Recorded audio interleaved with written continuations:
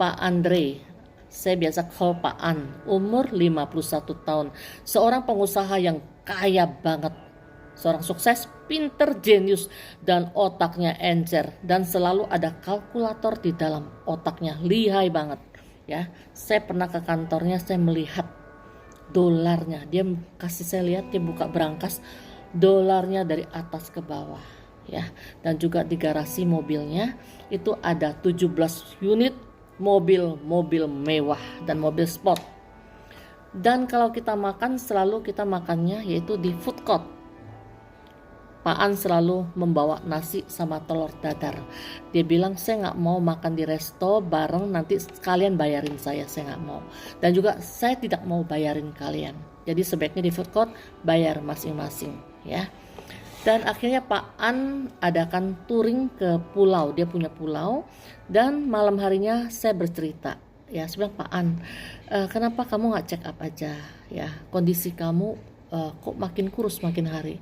Dia bilang, iya, saya kurus 15 kilo dalam waktu beberapa bulan.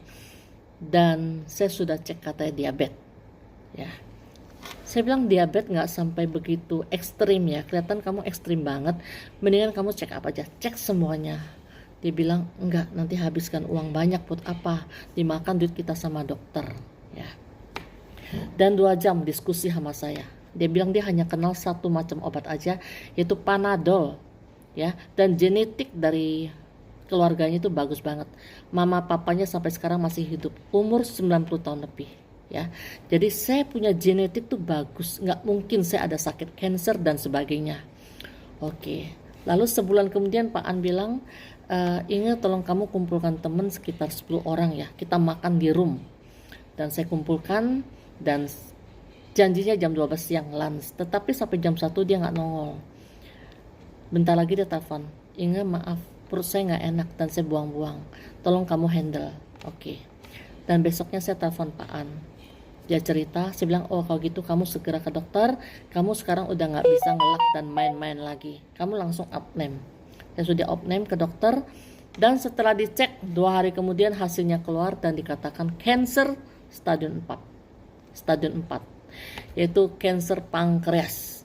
Ya, kanker pankreas adalah silent killer. Kalian nggak akan tahu. Ketahuannya setelah stadium 3 atau 4. Ya, kalau kanker pankreas. Dan akhirnya dia berangkat ke Penang. Dan kami selalu berkontak dan video call. Dan setelah 2 bulan kemudian, dia di sana kemo terus. 2 bulan kemudian saya lihat kondisi badannya udah nggak bagus lagi. Dan segera saya berangkat. Sampai di sana saya lihat sudah kuning. Ya. Sudah kuning dan saya ada diskusi sama dokternya dan dokternya ada bercerita juga. Tetapi yang dokter bagian kemo bilang menjamin bisa sembuh. Dan bayarnya juga mahal. Dan Pak An juga bilang saya pasti sembuh. Saya punya uang. Ya. Saya punya uang berkuasa. Saya bisa membayar obat kemonya dengan jumlah harga berapa juga, ya. Akhirnya saya bilang gini aja Pak An, yuk pulang aja malam hari ini. Hah? Kenapa harus pulang? Udah pulang aja sekarang. Kamu bisa lanjutkan di Indonesia, ada dokter yang bagus. Ya. Saya nggak ngerti kenapa Pak An tuh nurut banget omongan saya pada hari itu. Malam itu juga dia langsung pulang. Ya, kita check out. Dan sebelum check out dia sempat suruh OB-nya periksa dia punya kulkas. Dia ingat di kulkasnya ada telur 4 buah dan ada daging. Saya bilang, Pak An, kamu mendingan mikirin fokus ke tubuh kamu. Kamu ngapain mikirin telur, ya? Akhirnya ke airport dan singkat kata sampai di Indonesia. Dan dalam waktu 2 bulan aja Pak An dipanggil Tuhan. Di sini kita bisa ambil kesimpulan dari cerita Pak An. Pak An seorang yang kaya raya, ya. Fresh money, liquid banget. Tetapi dia tidak pernah menghargai badannya sendiri, ya. Mobilnya begitu banyak, mobil sportnya aja bisa dibawa ke bengkel buat check up.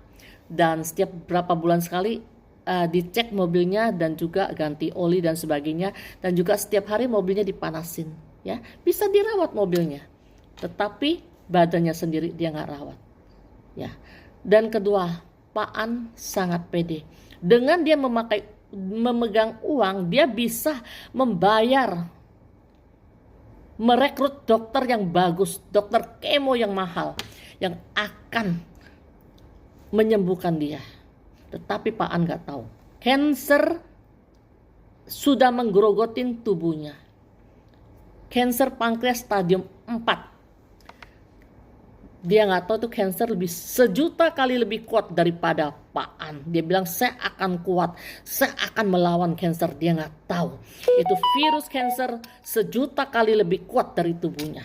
Dia akan makan semua yang kamu makan dari mulut, dan dia juga rakus menggerogotin tubuh kamu, dan juga dia akan makan kamu punya anggota badan semuanya, ya, sampai terakhir kamu menghembuskan napasmu, ya. Nah, itulah Pak An terlalu pertama nggak jaga kesehatan, kedua terlalu pede banget, ya.